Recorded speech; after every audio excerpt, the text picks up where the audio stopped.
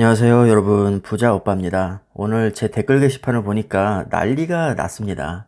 가장 많이 언급된 게 이재용 부회장이 이제 취업이 제한된다. 5년 동안 취업이 제한되니까 사실상 경영권을 행사를 하지 못하고 이제 삼성전자가 투자도 못하고 큰일 나는 거 아니냐, 이렇게 걱정하시는 분들이 정말 많으신 것 같습니다. 삼성전자 투자자 입장에서는 정말 중요한 문제거든요. 저 역시도 투자자로서 신경이 많이 쓰이긴 합니다. 이재용 부회장이 징역 2년 6개월을 선고를 받았는데 왜 선고를 받았냐면요. 박근혜 전 대통령과 최순실 측에 삼성권 경영 승계 등을 도와달라는 청탁과 함께 86억의 뇌물을 제공했기 때문입니다. 자, 이것은 법원에서 판결을 내린 거기 때문에 일단 팩트로 보겠습니다. 그런데 우리나라 법에 이런 게 있습니다. 특정 경제범죄 가중처벌법상 5억 원 이상의 횡령이나 배임의 범행을 저지르면 징역형 집행이 종료되거나 집행을 받지 않기로 확정된 날로부터 5년간 취업을 제한한다는 규정이 있습니다. 그래서 이 법에 기반해서 법무부가 국정농단 사건으로 2년 6개월의 실형을 이재용 부회장이 선고를 받았으니까 복역을 마치고 나와서 5년 동안 취업을 제한한다, 이렇게 통보를 한 겁니다. 자, 이거는 법무부가 이재용 부회장이 특별히 미워서 이렇게 통보를 한 게 아니라 특정 경제범죄 가중처벌법에 의거해서 통보를 한 거거든요. 그러니까 일단은 법을 벗어나는 것은 아닙니다. 그래서 복역을 다 마치고 나와도 5년 동안은 취업 제한으로 인해서 경영활동을 하지 못하는 게 팩트입니다. 자, 그런데 변수가 있습니다. 지금 이재용 부회장이 무보수로 일을 하고 있거든요. 그리고 2019년에는 등기 임원에서도 빠져 있습니다. 이게 무슨 얘기냐면 이재용 부회장이 지금 취업 상태가 아니라는 뜻이죠. 전례를 한번 보겠습니다. 2014년에 450억을 횡령한 혐의로 징역 4년을 선고받은 최태원 SK그룹 회장이 이듬해 8월에 사면 복권이 됐었거든요. 그런데 사면 복권이 되기 전에도 무보수 비상근으로 경영활동을 했었습니다. 그러니까 지금 쟁점은 취업의 유무에 있는 거지 경영의 유무에 있는 것은 아닙니다. 예를 들어서 취업을 하지 않은 상태로 경영을 하는 것은 상관이 없는 거죠. 취업을 제한하는 거지 경영을 제한하는 것은 아니니까요. 어떻게 보면 말장난일 수도 있는데 2019년에 등기 임원에서도 빠져 있죠. 그리고 무보수로 일을 하고 있습니다.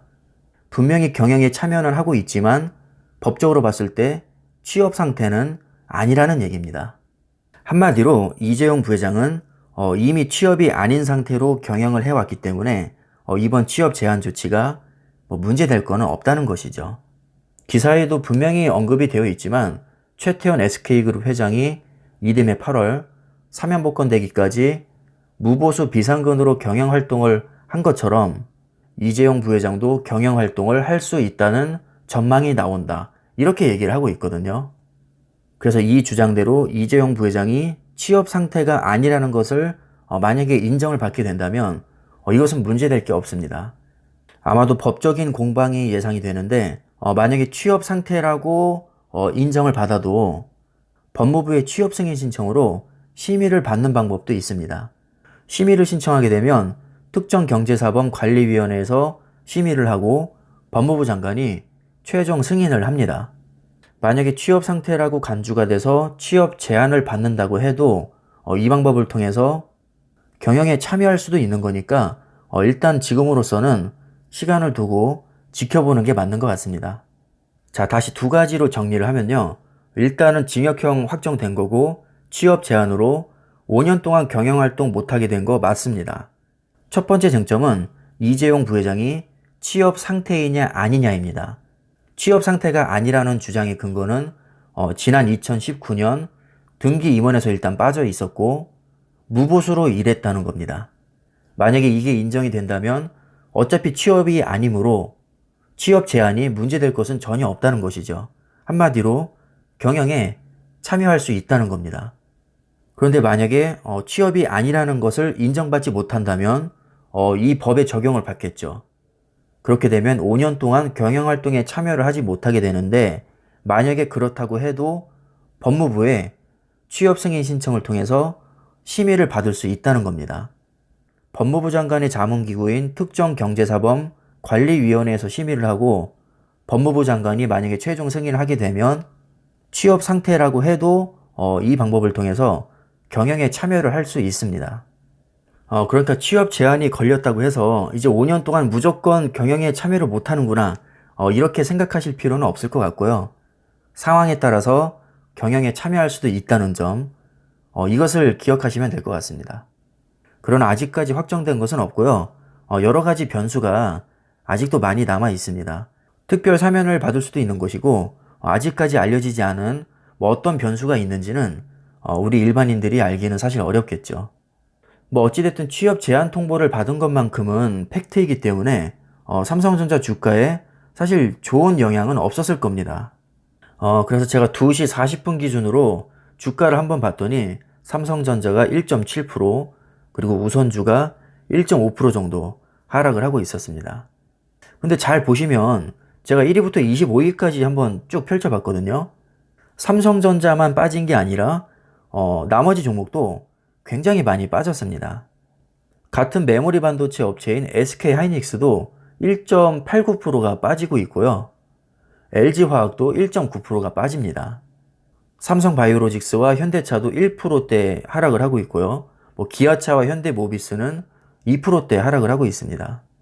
시총 1위부터 25위까지 25개 기업 중에서 7개 종목이 상승하고 있고 18개 종목이 지금 다 하락을 하고 있습니다. 하락폭도 1%대면 제가 볼 때는 그렇게까지 악재로 작용한 것 같지는 않습니다. 코스피도 0.77% 빠지고 있고요. 오늘 전반적으로 그냥 주식시장 자체가 좋지 않습니다.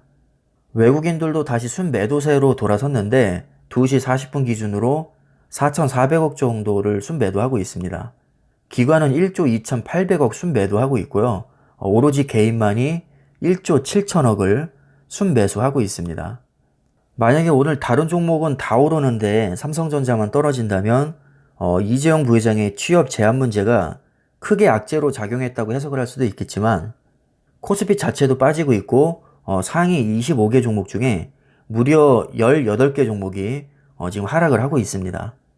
그리고 삼성전자만 유독 많이 빠지는 것도 아니고 1%대 하락이면 일단은 시장에서는 크게 악재로 보지 않는 것 같습니다.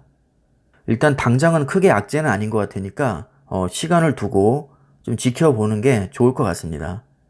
자, 오늘 내용은 이 정도로 정리를 하겠고요. 삼성전자가 정말 갈 길이 바쁜 상황인데 하루빨리 정상화가 되기를 바라봅니다. 오늘 영상은 여기까지 하겠습니다. 감사합니다.